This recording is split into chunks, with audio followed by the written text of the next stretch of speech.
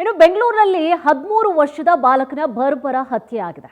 ಕಗ್ಗಲಿಪುರದಲ್ಲಿ ಸುಟ್ಟಂತಹ ಸ್ಥಿತಿಯಲ್ಲಿ ಬಾಲಕನ ಶವ ಪತ್ತೆಯಾಗಿದೆ. ಬೆಂಗಳೂರಿನ ಆನೇಕಲ್ ತಾಲೂಕಿನ ಕಗ್ಗಲಿಪುರ ರಸ್ತೆಯಲ್ಲಿ ಆಗಿರುವಂತಹ ಘಟನೆ. 13 ವರ್ಷ ಪಾಪ ಹುಡುಗಂಗೆ. ಕಗ್ಗಲಿಪುರದಲ್ಲಿ ಸುಟ್ಟಂತಹ ಸ್ಥಿತಿಯಲ್ಲಿ ಬಾಲಕನ ಶವ ಪತ್ತೆಯಾಗಿದೆ. ಬೆಂಗಳೂರಿನ ಆನೇಕಲ್ ತಾಲೂಕಿನ ಕಗ್ಗಲಿಪುರ ರಸ್ತೆಯಲ್ಲಿ ಆಗಿರುವಂತಹ ಘಟನೆ. 13 ವರ್ಷದ ನಿಶ್ಚಿತ್ ಈತನನ್ನ ಕೊಂದು ಸುಟ್ಟು ಹಾಕಿದ್ದಾರೆ. ಟ್ಯೂಷನ್ಗೆ ಹೋಗಿದ್ದಂತಹ ನಿಶ್ಚಿತ್ ದಿಢೀರ್ ಅಂತ ನಾಪತ್ತೆಯಾಗಿದ್ದಾನೆ. ಹುಳಿಮಾವು ಠಾಣೆಯಲ್ಲಿ ಕಿಡ್ನಾಪ್ ಕೇಸ್ ದಾಖಲಾಗಿರುತ್ತೆ. ಕಗ್ಗಲಿಪುರದ ಬಳಿಯಲ್ಲಿ ಶವವಾಗಿ ನಿಶ್ಚಿತ್ ಶವ ಪತ್ತೆಯಾಗಿದೆ. 13 ವರ್ಷದ ಹುಡುಗ ಕಿಡ್ನಾಪ್ ಮಾಡಿರ್ತಾರೆ ಯಾರು, ಶವವಾಗಿ ಪತ್ತೆ ಆಗಿರುವಂಥದ್ದು ಸುಟ್ಟಂತಹ ಸ್ಥಿತಿಯಲ್ಲಿ. ಅದರಲ್ಲೂ ಕೂಡ ಕಂಪ್ಲೇಂಟ್ ಕೂಡ ದಾಖಲಾಗಿರುತ್ತೆ. ಕಿಡ್ನಾಪ್ ಆಗಿದ್ದಾನೆ ಅಂತ ಹೇಳಿ ಕಂಪ್ಲೇಂಟ್ ಕೂಡ ದಾಖಲಾಗಿರುತ್ತೆ. ನೋಡಿದ್ರೆ ಸುಟ್ಟಂತಹ ಸ್ಥಿತಿಯಲ್ಲಿ ಪಾಪ 13 ವರ್ಷದ ಹುಡುಗ. ಆತ ಏನು ಮಾಡಲಿಕ್ಕಾಗುತ್ತೆ? 13 ವರ್ಷದ ಹುಡುಗ ಏನು ಮಾಡಲಿಕ್ಕಾಗುತ್ತೆ ಆತ? ಇನ್ನು ಕಗ್ಗಲಿಪುರದಲ್ಲಿ ಸುಟ್ಟಂತಹ ಸ್ಥಿತಿಯಲ್ಲಿ ಬಾಲಕನ ಶವ ಪತ್ತೆಯಾಗಿದೆ. ಬೆಂಗಳೂರಿನ ಆನೇಕಲ್ ತಾಲೂಕಿನ ಕಗ್ಗಲಿಪುರ ರಸ್ತೆಯಲ್ಲಿ ಆಗಿರುವಂತಹ ಘಟನೆ. 13 ವರ್ಷದ ನಿಶ್ಚಿತ್ ಈತನನ್ನು ಕೊಂದು ಸುಟ್ಟು ಹಾಕಿದ್ದಾರೆ ಹಂತಕರು. ಟ್ಯೂಷನ್ಗೆ ಅಂತ ಹೇಳಿ ಹೋಗಿದ್ದಂತಹ ನಿಶ್ಚಿತ್ ದಿಢೀರ್ ಅಂತ ನಾಪತ್ತೆಯಾಗಿದ್ದಾನೆ. ಹುಳಿಮಾವು ಠಾಣೆಯಲ್ಲಿ ಕಿಡ್ನಾಪ್ ಕೇಸ್ ಕೂಡ ದಾಖಲಾಗಿದೆ. ಕಗ್ಗಲಿಪುರದ ಬಳಿಯಲ್ಲಿ ಶವವಾಗಿ ನಿಶ್ಚಿತ್ ಶವ ಪತ್ತೆಯಾಗಿರುತ್ತೆ. ಸ್ಥಳಕ್ಕೆ ASP ವೆಂಕಟೇಶ್ ಪ್ರಸನ್ನ, DYSP ಮೋಹನ್ ಅವರು ಕೂಡ ಭೇಟಿ ಕೊಟ್ಟಿದ್ದಾರೆ. ಬನ್ನೇರುಘಟ್ಟ ಪೊಲೀಸ್ ಠಾಣೆಯಲ್ಲಿ ಪ್ರಕರಣ ದಾಖಲಾಗಿದೆ.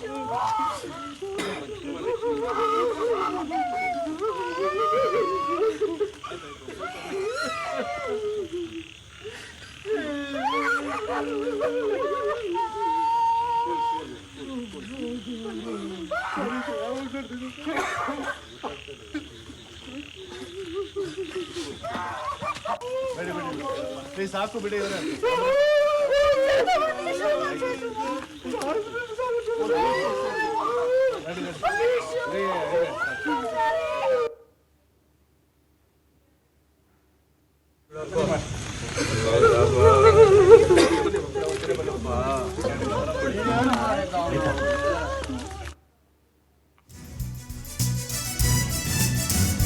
ಇನ್ನು ಕಗ್ಗಲಿಪುರದಲ್ಲಿ ಬಾಲಕ ಕಿಡ್ನಾಪ್ ಮಾಡಿ ಕೊಲೆ ಪ್ರಕರಣ ಸಂಬಂಧವಾಗಿ ಆರೋಪಿಗಳಿಬ್ಬರ ಕಾಲಿಗೆ ಗುಂಡು ಹಾರಿಸಿ ಬಂಧಿಸಿದ್ದಾರೆ ಪೊಲೀಸರು. ಸಿಕ್ಕಾಕೊಂಡಿದ್ದಾರೆ ಹಂತಕರು. ಗುರುಮೂರ್ತಿ, ಗೋಪಾಲಕೃಷ್ಣ ಬಂಧಿತ ಆರೋಪಿಗಳಾಗಿದ್ದಾರೆ. ಹುಳಿಮಾವು ಠಾಣಾ ವ್ಯಾಪ್ತಿಯಲ್ಲಿ ಪೊಲೀಸರಿಂದ ಫೈರಿಂಗ್ ಮಾಡಲಾಗಿದೆ. ಹಣಕ್ಕಾಗಿ 13 ವರ್ಷದ ಬಾಲಕ ನಿಶ್ಚಿತ್ನ ಕಿಡ್ನಾಪ್ ಮಾಡಿರ್ತಾರೆ, ಕೊಲೆ ಮಾಡಿದ್ದಾರೆ. ಕೊಲೆ ಮಾಡಿ ಸುಟ್ಟು ಹಾಕಿರ್ತಾರೆ ನೋಡಿ ಪಾಪ. 13 ವರ್ಷದ ಹುಡುಗನನ್ನ ಕಿಡ್ನಾಪ್ ಮಾಡಿರ್ತಾರೆ. ಹಣಕ್ಕೋಸ್ಕರ ವಸೂಲಿ ಮಾಡಬೇಕು ಅಂತ ಹೇಳಿ ನಿಂತಿರ್ತಾರೆ. ಜೊತೆಗೆ ನೋಡಿ ಸುಟ್ಟು ಹಾಕಿ ಆತನನ್ನ ಸಾಯಿಸಿ ಸುಟ್ಟು ಹಾಕಿದ್ದಾರೆ. ಆತನನ್ನ 13 ವರ್ಷದ ನಿಶ್ಚಿತ್ನನ್ನ.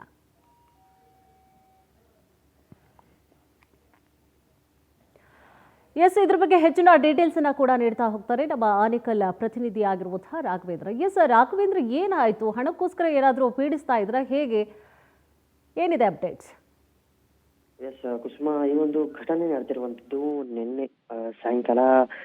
ಮಗುವಿನ ಒಂದು ಮೃತದೇಹ, ಬಾಲಕನ ಮೃತದೇಹ ನಿನ್ನೆ ಬನ್ನೇರುಘಟ್ಟ ಪೊಲೀಸ್ ಠಾಣಾ ವ್ಯಾಪ್ತಿಯಲ್ಲಿ ಪತ್ತೆಯಾಗಿತ್ತು. ಅದಾದ ನಂತರ ಆ ಬಾಲಕ ಯಾರು ಅಂತೇಳಿ ಪೊಲೀಸರು ಪತ್ತೆ ಹಚ್ಚಿದಾಗ ಆ ಒಂದು ಬಾಲಕ ಮೊನ್ನೆ 2 ದಿನದ ಹಿಂದೆ ಕಿಡ್ನಾಪ್ ಆಗಿದ್ದ. ಅದಾದ ನಂತರ ಕಿಡ್ನಾಪ್ ಮಾಡಿದ್ದಂತವರು ಅವರ ಪೋಷಕರಿಗೆ ಕರೆ ಮಾಡಿ 5 ಲಕ್ಷ ಹಣವನ್ನು ಕೂಡ ಡಿಮ್ಯಾಂಡ್ ಮಾಡಿದ್ರು.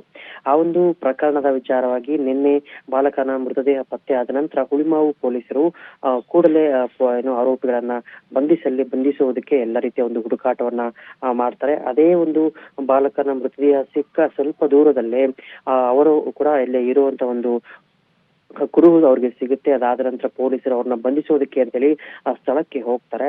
ಆ ಸಂದರ್ಭದಲ್ಲಿ ಪೊಲೀಸರು ಎಷ್ಟೇ ಹೇಳಿದ್ರು ಕೂಡ ಅವರು ಸರೆಂಡರ್ ಆಗೋದಕ್ಕೆ ಒಪ್ಪೋದಿಲ್ಲ. ಆ ಒಂದು ಸಂದರ್ಭದಲ್ಲಿ ಗಾಳಿಯಲ್ಲಿ ಕೂಡ ಗುಂಡನ್ನ ಹಾರಿಸ್ತಾರೆ.